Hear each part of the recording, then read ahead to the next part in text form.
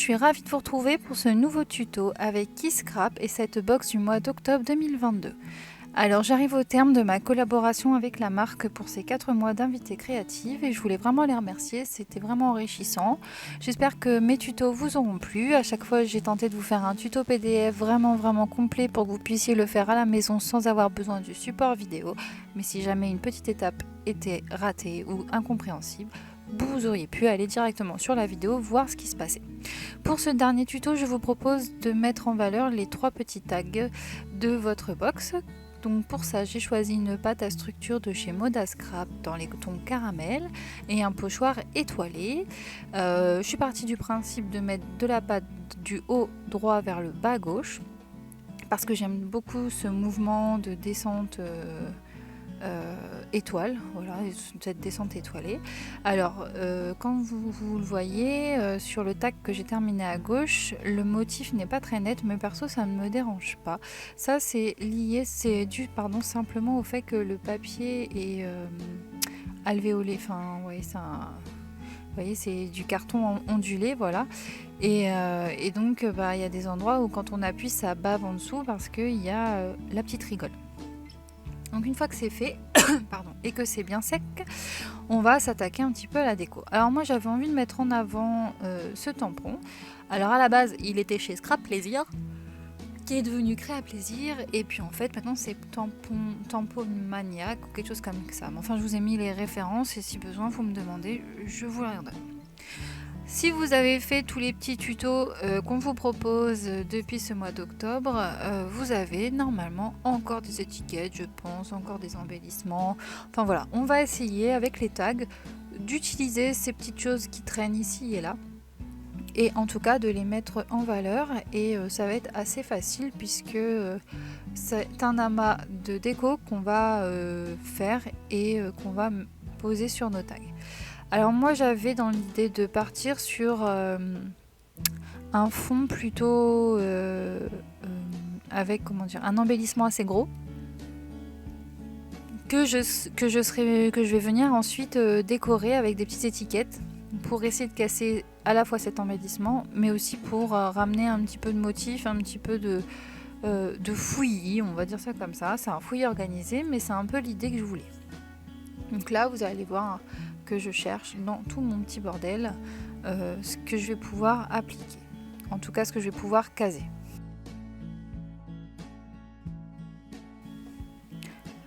Alors vous allez voir un peu toutes les étapes de mes tags parce que là j'avais pas envie de vous cacher tout ça et puis ça allait être assez court parce que faire des tags c'est assez rapide. Moi je voulais les colorier au feutre à alcool, donc j'ai tamponné à la Memento Black. Et j'ai choisi 2 roses, 2 jaunes et un vert olive de mémoire. Et puis il y a aussi un peu de rouge pour un des personnages. Alors la manière dont je procède, je suis pas une pro du tout du feutre à alcool. Donc ce que je fais, c'est que les ombres, je viens les marquer avec le feutre le plus foncé. Et après je recouvre tout avec le feutre le plus clair. Une fois que c'est sec, que l'alcool s'est évaporé, je reviens mettre une couche si je vois que la démarcation est trop prononcée. Et je vous assure que rien que faire ça, ça vous permet d'avoir un petit dégradé. Le mieux c'est d'avoir 3 couleurs, mais je les avais pas sous la main. Et je suis pas très douée. Je suis pas très douée pour trouver les harmonies de roses qui allaient bien ensemble sans trop faire de démarcation. Donc je suis restée comme ça me va très bien. Donc là vous voyez j'ai vraiment monté mes tags, ce tag là avec toutes les décos. J'ai rajouté un petit feuillage qui traînait également du mini-album. Et puis voilà, on essaye de mettre des petites décos, il y a les petites flèches, les boutons, voilà. Et puis là il est pas trop mal, en tout cas moi il me plaît bien comme ça. Ensuite je suis passée au deuxième, toujours avec une Memento, toujours avec des feutres à alcool, enfin voilà. Je vais passer les commentaires parce que c'est toujours la même chose. Et puis je vous laisse regarder et on se retrouve pour l'étape suivante.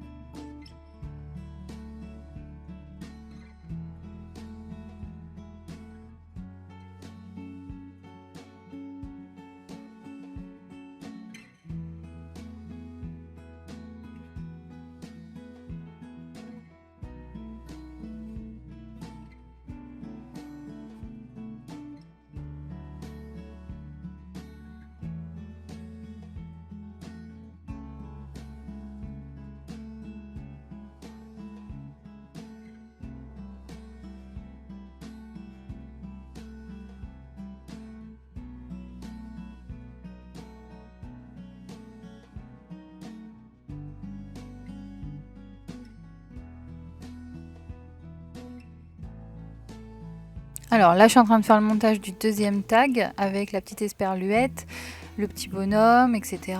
Et puis des feuillages, enfin bref, on rajoute un petit peu encore une fois ce qu'on a sous la main.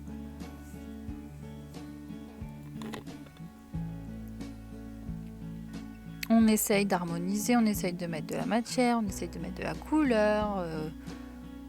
Et ça se fait assez facilement, hein. Vous voyez, là, même en maternelle, si je l'explique, à des grandes sections, hein, pas à des petits, ou à des CP, allez, à des CP quand même.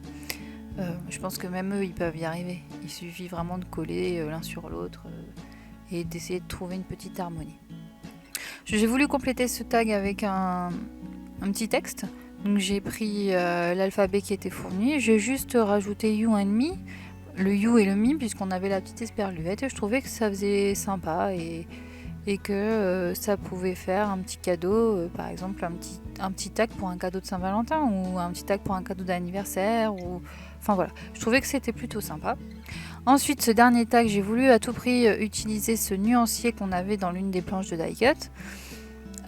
Il va être coupé, il va pas être en entier, mais c'est pas grave en fait. Le but c'est d'avoir vraiment cet esprit, ces différentes couleurs, cet effet de matière, et puis franchement avec toutes les étiquettes, toutes ces ces couleurs, j'allais dire encore une fois, ces textures, le bouton, le papier, le carton, la pâte.